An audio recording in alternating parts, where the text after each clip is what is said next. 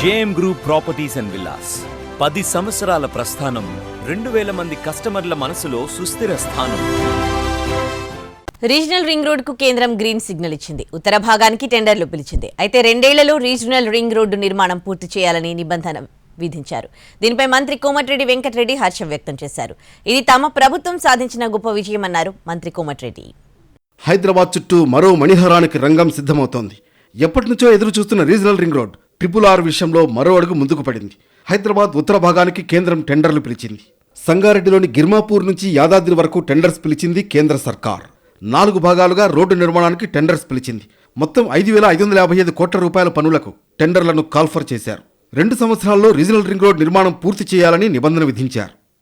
సంగారెడ్డి జిల్లా గిర్మాపూర్ నుంచి రెడ్డిపల్లి వరకు 34.518 కిలోమీటర్ల రోడ్ నిర్మించనున్నారు. మళ్లీ రెడ్డిపల్లి నుంచి ఇస్లాంపూర్ వరకు 26 కిలోమీటర్లు, ఆ తర్వాత ఇస్లాంపూర్ నుంచి ప్రజ్ఞాపూర్ వరకు 23 కిలోమీటర్ల రోడ్ నిర్మితం కానుంది.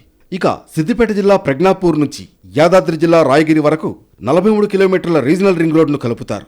అంటే మొత్తంగా 121.5 కిలోమీటర్ల పొడవున RRRను నిర్మించనుంది కేంద్రం. కేంద్ర ప్రభుత్వం టెండర్లు పిలవడంపై మంత్రి కోమటిరెడ్డి వెంకటరెడ్డి హర్షం వ్యక్తం చేశారు. సీఎం రేవంత్ రెడ్డి చొరవ, తన కృషికి దక్కిన ఫలితమే RRR టెండర్లు అని అన్నారు. రాష్ట్ర చరిత్రలో సువర్ణాక్షరాలతో లిఖించే రోజుగా అభివర్ణించారు. RRR కోసం ఎన్నోసార్లు సీఎం రేవంత్ రెడ్డితో కలిసి ఢిల్లీకి వెళ్లినట్టు గుర్తు చేశారు మంత్రి. కేంద్ర మంత్రి గడ్కరీకి ఎన్నోసార్లు వినతులిచ్చాం. RRR తెలంగాణ బిడ్డల భవిష్యత్తుకు బంగారు బాట వేస్తుందన్నారు. ORR లాగే RRR సూపర్ గేమ్ చేంజర్ అవుతుందని తెలిపారు కోమటిరెడ్డి.